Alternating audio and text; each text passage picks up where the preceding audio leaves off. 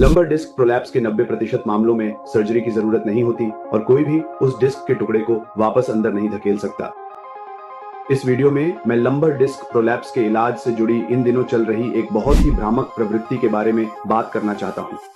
लोग कुछ तरह के लंबर ट्रैक्शन डिवाइस दिखा रहे हैं और ट्रैक्शन देने के बाद डिस्क का टुकड़ा अंदर चला जाता है।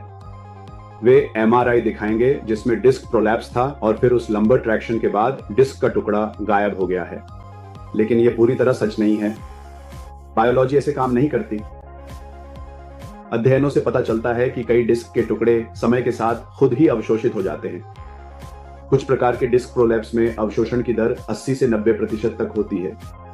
इसमें समय लगता है। औसतन पुनः अवशोषित होने में लगभग 6 से 8 महीने तक का समय लगता है। तो डिस्क प्रोलैप्स का प्राकृतिक इतिहास क्या है? आइए समझते हैं कि जब शरीर में डिस्क लैप्स होता है तो वास्तव में क्या होता है। डिस्क के 2 हिस्से होते हैं, अंदरूनी नरम कोर और बाहरी मजबूत रिंग।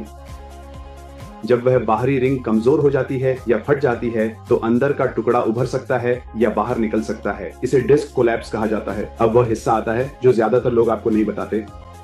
जैसे ही टुकड़ा बाहर आता है, आपका शरीर उसे ऐसी चीज के रूप में पहचानता है जो वहां नहीं होनी चाहिए और उस क्षेत्र के चारों ओर रक्त प्रवाह बढ़ जाता है, सूजन बढ़ जाती है और हफ्तों से महीनों में शरीर वास्तव में उस डिस्क के टुकड़े को सिकोड़ देता है और समाप्त कर देता है।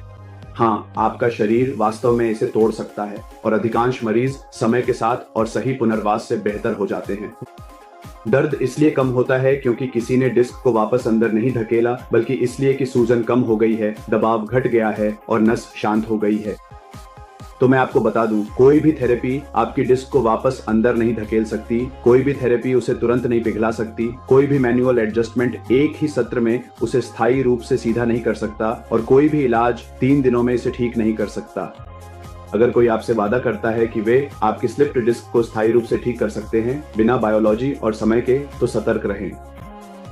पीठ दर्द और डिस्क का गिरना ज्यादातर एक प्राकृतिक स्थिति है। यह एक जैविक समय रेखा का पालन करता है। आप बायोलॉजी को चकमा नहीं दे सकते। तो वास्तव में क्या काम करता है? हम फिजियोथेरेपी लेते हैं, गतिविधियों में बदलाव करते हैं, जरूरत पड़ने पर दर्द को नियंत्रित करते हैं, नसों को शांत करने की रणनीतियां अपनाते हैं, कोर स्ट्रेंथनिंग करते हैं और उचित मानसिक मार्गदर्शन लेते हैं। आप पूछ सकते हैं, हमें सर्जरी की जरूरत कब पड़ती है?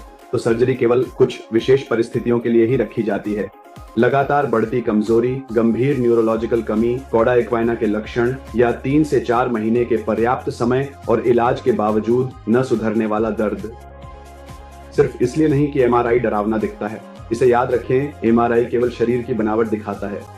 लक्षण हमें असली कहानी बताते हैं।